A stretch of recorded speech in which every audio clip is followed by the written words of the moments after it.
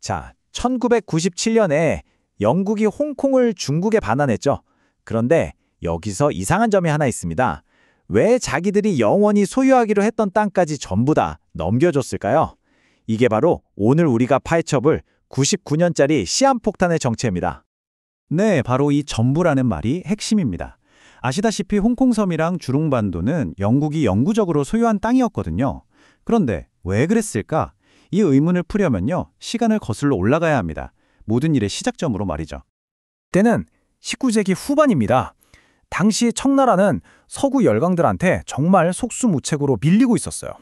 특히 1895년의 청일전쟁에서 지고 나서는 나라가 통째로 찢겨나갈 위기에 처합니다.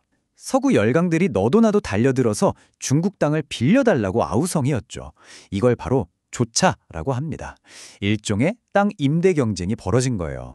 이게 정말 순식간에 벌어진 일입니다.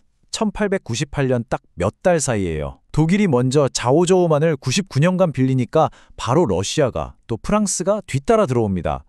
뭐랄까 도미노처럼요. 이러니 영국도 가만히 있을 수가 없었죠. 동아시아에서 힘의 균형이 깨지면 안 되니까요. 그래서 영국도 이 경쟁에 뛰어들게 된 겁니다. 그래서 영국이 내놓은 대응책이 바로 이겁니다. 1898년 6월 9일에 맺은 홍콩 영토 확장 협약. 자, 여기서 두 가지 개념을 확실히 구분해야 합니다. 한량과 조차. 한량은 아예 땅을 영원히 가져가는 거고요. 영국이 홍콩섬이랑 주룽반도를 그렇게 가졌죠. 반면에 조차는 정해진 기간만 빌리는, 그러니까 임대예요.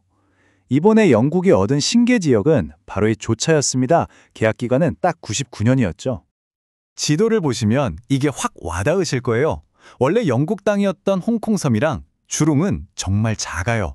그런데 이번에 빌린 신계 지역은 어마어마하게 넓죠. 게다가 기존 영국령을 완전히 포위하는 형태입니다. 사실상 이때부터 신계 없이는 홍콩이 제대로 기능할 수 없는 구조가 만들어진 겁니다. 근데 이 조약에 좀 이상한 구석이 하나 있었어요. 바로 구룡성체라는 아주 작은 지역에 대한 예외 조항인데요. 내용은 이렇습니다. 중국 관리가 계속 여기서 일할 수 있다. 이게 무슨 말이냐면 영국 땅인데 중국 공무원에 계속 있는 아주 애매한 상황을 만들어버린 거죠. 결과가 어땠을까요? 영국도 중국도 제대로 통치하지 못하는 그야말로 법이 없는 땅, 무법지대가 탄생한 겁니다. 수십 년 동안요.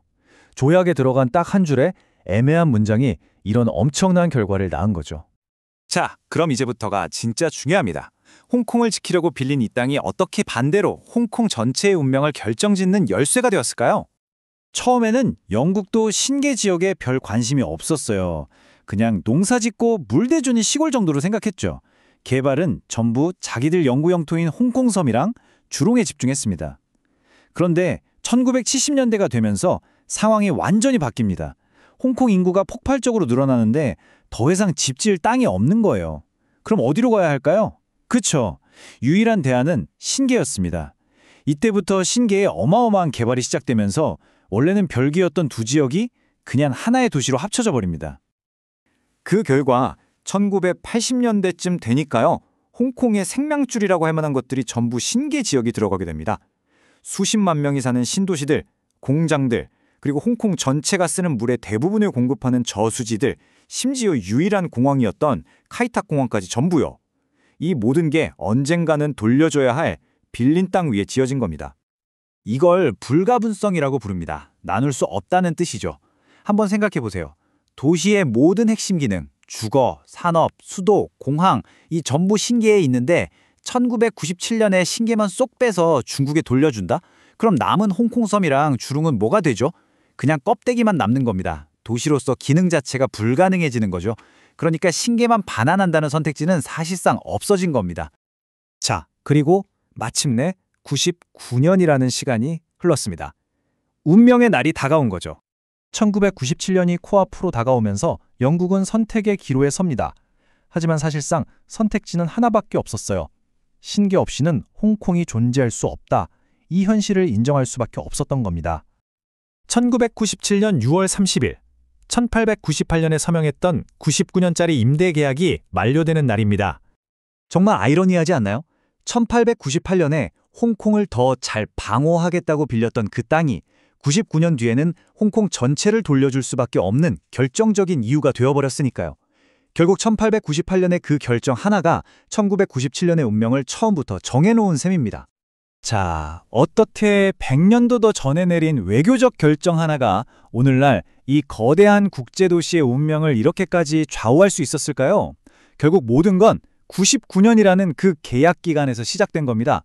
과거의 결정이 현재에 얼마나 큰 영향을 미치는지 보여주는 정말 흥미로운 사례가 아닐 수 없습니다.